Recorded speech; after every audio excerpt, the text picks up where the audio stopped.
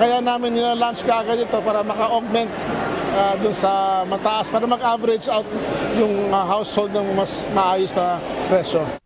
Inilunsad ngayong araw ang mas pinalawig na Benteng Bigas Meron Na program sa San Juan City. Ito ay upang marami pang mga kababayan natin ang makinabang sa murang bigas. Sabi ng DA, hindi lamang ang nasa vulnerable sector ang kanilang target, kundi maging ang mga lower at middle income earner. Nasa 19 billion pesos ang pondo ng DA para sa programang ito ngayong taon. Ang inalat ng ating gobyerno para dito sa programa nito is for this year is 19 billion. Pero meron pa kami mga 4 billion from last year, so mga total 23 billion.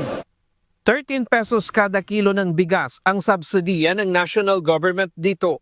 Ang LGU naman ang magsisilbing distributor at pinaka-collector agent. Pero wala silang ilalabas na subsidy maliban sa logistic at manpower. Sabi ng DA, sapat ang kanilang supply ng bigas para sa programa.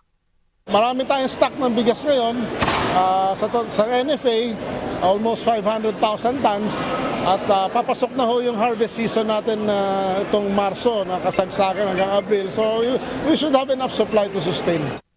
Aminado ang Department of Agriculture na sa ngayon mataas pa ang presyo ng bigas sa merkado. Dahil ito sa 4 na buwang huminto sa pag-i-import ng bigas. Pero dahil nagsimula ng mag-import ng bigas nitong Enero at papasok na rin ang harvest season, inaasahang bababa na rin maging ang bigas sa merkado.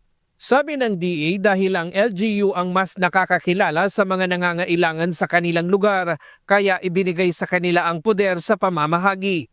Para maiwasan ng hoarding, gagawa ng database ang LGU sa lahat ng qualified sa programa.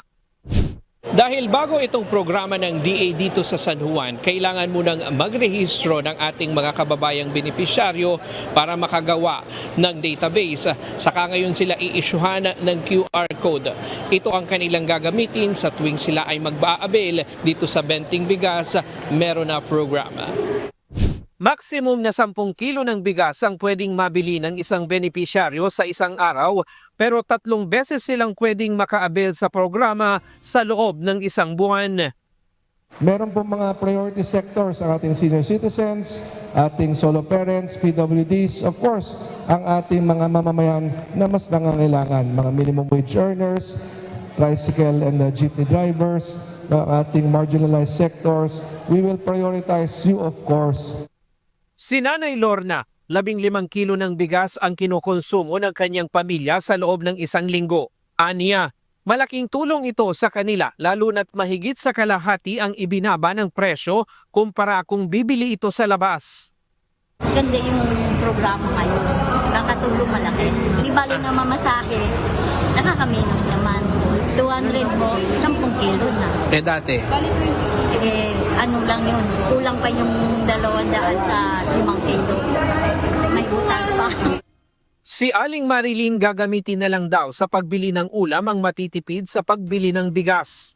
Hiling niya na sana'y magtuloy-tuloy ang programa at maging ang gulay ay mapababa pa rin ang presyo. Basta ituloy-tuloy na lang po ni BBM ang programa po na ito na malaking tulong po sa amin lalo na pagka yung kapos po talaga. Target ng DA na malagyan ng ganitong programa ang lahat ng syudad at munisipalidad sa buong bansa.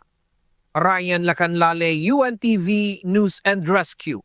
Diyos ang aming sandigan, serbisyo publiko ang aming pinahahalagahan.